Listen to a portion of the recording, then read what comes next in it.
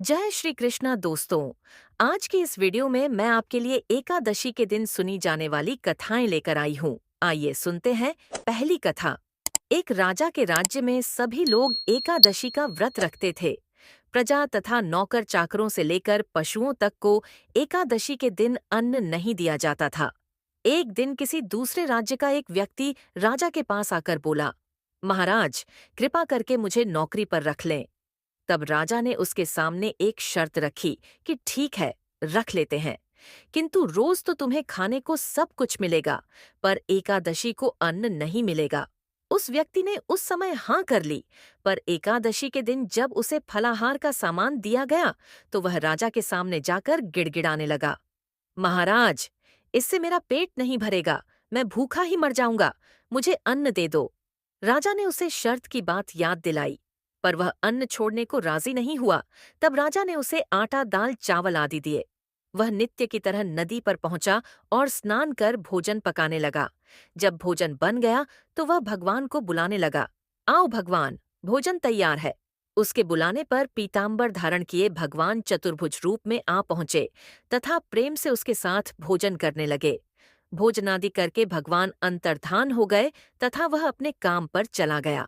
15 दिन बाद अगली एकादशी को वह राजा से कहने लगा कि महाराज, मुझे दुगुना सामान दीजिए, उस दिन तो मैं भूखा ही रह गया। राजा ने कारण पूछा तो उसने बताया कि हमारे साथ भगवान भी खाते हैं, इसीलिए हम दोनों के लिए ये सामान पूरा नहीं होता। यह सुनकर राजा को बड्ढा आश्चर्य हुआ। वह बोला, मैं नहीं मान सकता कि भगवान तुम्हारे साथ खाते हैं।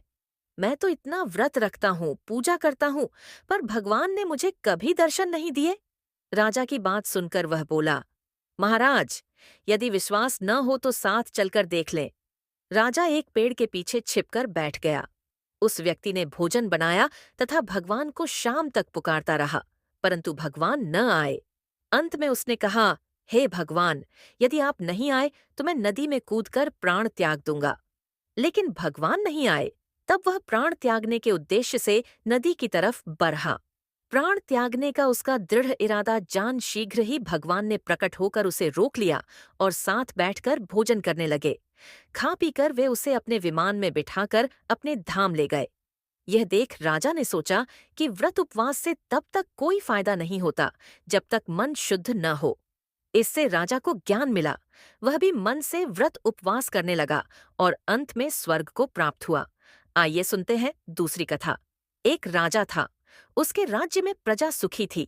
एकादशी को कोई भी अन्न नहीं बेचता था। सभी फलाहार करते थे। एक बार भगवान ने राजा की परीक्षा लेनी चाहिए। भगवान ने एक सुंदरी का रूप धारण किया तथा सड़क पर बैठ गए। तभी राजा उधर से निकला और सुंदरी को देख चकित रह गया। उसने पूछा, हे सुंदरी, तुम कौन हो और इस तरह यहाँ क्यों बैठी हो? तब सुंदर स्त्री बने भगवान बोले, मैं निराश्रिता हूँ। नगर में मेरा कोई जाना पहचाना नहीं है, किससे सहायता मांगू? राजा उसके रूप पर मोहित हो गया था। वह बोला, तुम मेरे महल में चलकर मेरी रानी बनकर रहो। सुंदरी बोली, मैं तुम्हारी बात मानूंगी, पर तुम्हें राज्य का अधिकार मुझे सौंपना होगा।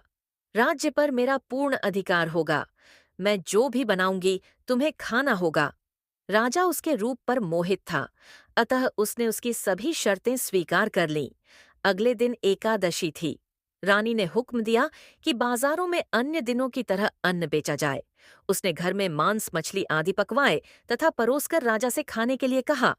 यह देखकर राजा बोला, रानी, आज एकादशी है, मैं तो केवल फलाहार ही करूंगा। तब रानी ने शर्त की याद दिलाई और बोली, या तो खाना खाओ, नहीं तो मैं बड्ढे राजकुमार का सिर काट लूंगी। राजा ने अपनी स्थिति बड़ी रानी से कही तो बड़ी रानी बोली, महाराज, धर्म न छोड़ें, बड़े राजकुमार का सिर दे दें। पुत्र तो फिर मिल जाएगा, पर धर्म नहीं मिलेगा। इसी दौरान बड़ा राजकुमार खेलकर आ गया।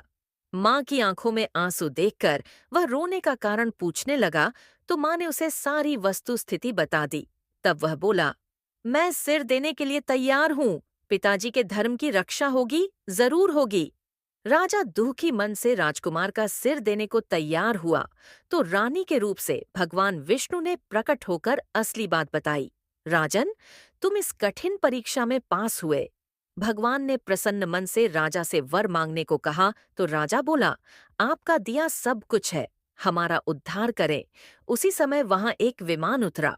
राजा ने अपना राज्यपुत्र को सौंप दिया और विमान में बैठकर परम धाम को चला गया।